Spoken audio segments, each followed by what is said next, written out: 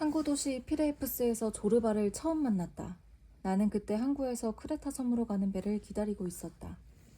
날이 밝기 직전인데 밖에는 비가 내리고 있었다. 북아프리카에서 불어오는 시로코 바람이 유리문을 닫았는데도 파도의 포마를 조그만 카페 안으로 날렸다. 카페 안은 발효시킨 셀비어, 술과 사람 냄새가 진동했다.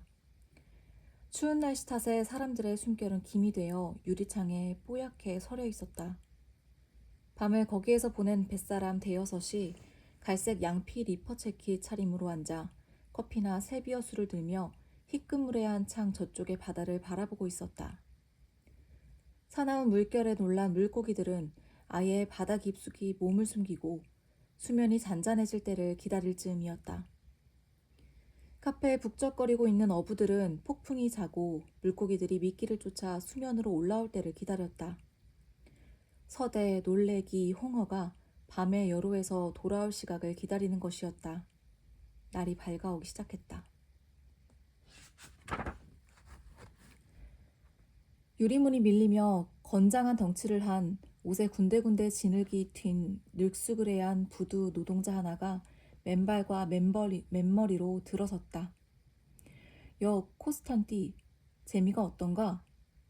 하늘색 외투 차림의 늙은 뱃사람 하나가 소리쳤다. 코스탄디라고 불린 사람이 침을 뱉고는 말을 받았다. 그래, 어떨 것 같나? 아침 인사는 술집에 나와 하고 저녁 인사는 하숙집에 가서 하지. 내 사는 게 이 모양이야. 일거리가 있어야지. 몇 사람이 웃었고 또 몇 사람은 고개를 가로저으며 불경한 소리를 했다. 산다는 게 감옥이지. 카라게즈 극장에서 개똥철학 나부랭이를 주워들은 듯한 텁석부리가 말했다. 그것도 종신형이고 말고 빌어먹을. 창백하고 푸르스름한 빗줄기가 카페의 지저분한 창문을 뚫고 손이며 콧잔등이며 이마를 비추었다. 빗줄기는 내친 걸음에 카운터까지 뛰어올라 술병을 휘감았다. 전등이 무색해지자 밤새 술을 파느라고 잠을 설친 주인이 손을 뻗쳐 스위치를 꺼버렸다. 잠시 정적이 감돌았다. 사람들 시선이 일제히 아직 희끄무레한 창밖 하늘로 향했다. 파도 소리가 들렸다. 카페 안에서는 그 소리가 수연통 빠는 소리와 한데에 어울렸다. 늙은 뱃사람이 한숨을 쉬었다. 레모니 선장 어떻게 된 것 아닌가? 아이고 하느님, 그 사람을 도와주십시오. 그는 이렇게 말하고는 시선을 바다로 돌려 호통을 쳤다. 남의 집구석 망치는 너 바다에게 하느님의 저주가 있을지어다. 이 말 끝에 그는 자기의 잿빛 수염을 깨물었다. 나는 구석자리에 앉아 있었다. 한기가 느껴져 두 번째로 세비어수를 시켰다. 나는 자고 싶은 욕망과 이른 새벽의 피로 그리고 정막과 싸웠다. 나는 희뿌연 창문 저쪽에 백고동과 짐수레꾼, 뱃사람들의 고함 소리로 깨어나는 항구를 바라보았다. 보고 있는 동안 바다, 대기, 그리고 내 여행 계획으로 짜인 보이지 않는 그물이 내 가슴을 압박하는 것 같았다. 내 시선은 큰 배의 검은 뱃머리를 떠나지 않았다. 선체는 여전히 어둠에 잠겨 있었다. 비도 머질기미가 보이지 않았다. 하늘과 땅의 진창이 그 긴 빗줄기들로 마치 이어진 듯 보였다. 검은 배와 그림자와 비를 바라보고 있으려니 내 슬픔이 형체를 드러냈다. 추억들이 떠올랐다.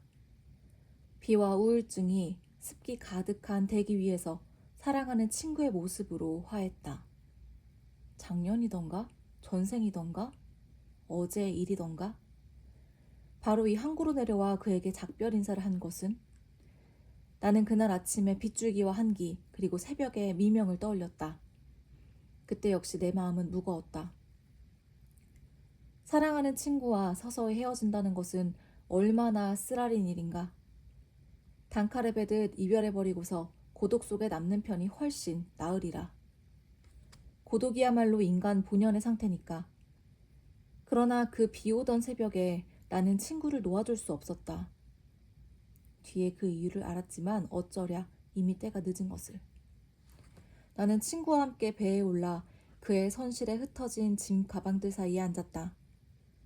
나는 그가 다른 일에 주의를 쏟고 있는 동안 꽤 오래 그를 바라보고 있었다. 흡사 그의 모습을 하나하나 푸르스름하고 맑은 눈빛, 둥글고 앳된 얼굴, 이지적이고 오만한 표정, 그리고 무엇보다도 손가락이 가늘고 긴 귀족적인 그의 손, 깡그리 기억해 두려는 사람처럼. 어느 순간 그는 자신을 개걸스레 훑고 있는 내 시선을 알아챘다. 그는 자기 감정을 숨기고 싶을 때 늘 그렇듯이 비웃는 듯한 표정을 하고 몸을 돌렸다. 그는 나를 보았고 나를 이해했다. 그는 이별의 슬픔을 따돌리려고 차갑게 웃으면서 내게 물었다. 언제까지야? 무슨 뜻인가 언제까지라니? 언제까지 대가리에 잉크를 뒤집어 쓴 채 종이나 씹으면서 있겠다는 것인가? 나와 함께 가세. 저 멀리 카프카스에 위험에 처한 수많은 동포가 있잖아. 함께 가서 구해주자고. 그러다 자신의 그 고귀한 계획이 덧없다는 듯이 웃으면서 덧붙였다. 하긴 구해주지 말아야 할지도 모르지. 하지만 자네는 이렇게 설교하지 않았는가? 자신을 구하는 유일한 길은 남을 구하려고 애쓰는 것이다 라고. 그럼 구해야지. 자네는 설교에만 소질이 있는 건가? 왜 나랑 같이 가지 않는 건가? 나는 대답하지 않았다. 나는 저 동방의 신성한 땅, 신들의 고향, 프로메테우스가 바위에 붙박인 채 울부짖던 높은 산을 생각했다. 그리고 그리스 동포들이 바로 그 바위에 붙박인 채 울부짖고 있었다. 그들은 또다시 위난에 처해 그리스의 자손들을 향해 울부짖으며 구원을 요청하고 있었다. 나는 그들의 호소를 잠자코 듣고만 있었다. 마치 고통은 한갓 꿈이며 인생은 재미있는 연극이어서 촌놈이나 바보만이 무대로 뛰어 올라가 연기에 가담한다는 듯이. 대답을 기다리다 말고 내 친구가 일어섰다. 배가 세 번째로 고동을 울렸다. 그가 내게 손을 내밀면서 헛소리로 제 감정을 가렸다. 부아, 다시 보세 이 책벌레야. 그의 목소리는 떨리고 있었다.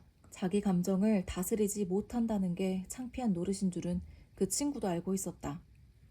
그에게 눈물, 다정한 말, 주체하지 못하는 몸짓, 흔한 친밀감의 표현은 남자가 할 짓이 아니었다. 서로를 좋아했지만 우리는 살가운 말을 나눈 적이 없었다. 우리는 짐승처럼 장난을 치며 서로를 할퀴었다. 친구는 이지적이고 냉소적인 문명인이었고 나는 야만인이었다. 그는 자신을 통제하면서 모든 감정을 미소 하나로 눈쳐버렸다. 나는 느닷없이 엉뚱하고 거친 웃음을 터뜨리기 일쑤였다. 나도 거친 말로 내 감정을 감추어 보려고 했다. 그러나 창피했다. 아니, 정확하게 말하면 창피했던 것은 아니고 내 감정이 제대로 감추어지지 않았다. 나는 그의 손을 잡았다. 그리고 그 손을 붙잡고 놓아주지 않으려 했다. 그가 흠칫 놀라며 나를 보았다. 섭섭한가? 그가 살핀 미소를 지었다. 응, 내가 조용히 대답했다. 왜? 가만, 전에 우리 뭐라고 했더라? 몇 년 전에 합의 보지 않았느냐 말이야. 자네가 좋아하는 그 외인들 말뭐 후도신, 아타락시아, 올림푸스의 평정, 얼굴은 미소 짓는 부둥의 가면 뒤에 일이야 각자의 몫이고. 그래, 나는 긴 말을 하다가 난처해지지 않으려 다시 짧게 대답했다. 나는 내 목소리를 조절할 자신이 없었다. 배 위에 종이 울어 선실의 방문객을 몰아내었다. 조용히 비가 내리고 있었다. 슬픈 이별의 인사, 약속, 긴 입맞춤, 그리고 다급한 당부의 말들이 난무했다. 어머니는 자식에게, 아내는 남편에게, 친구는 친구에게 몸을 던졌다. 마치 영영 헤어지는 사람들처럼 그 작은 이별이 다른 이별, 영원한 이별을 상기시키는 것처럼. 그때 젖은 대기를 흔들며 조종 같은 종소리가 이물에서 고물로 울려 퍼졌다. 나는 몸서리쳤다.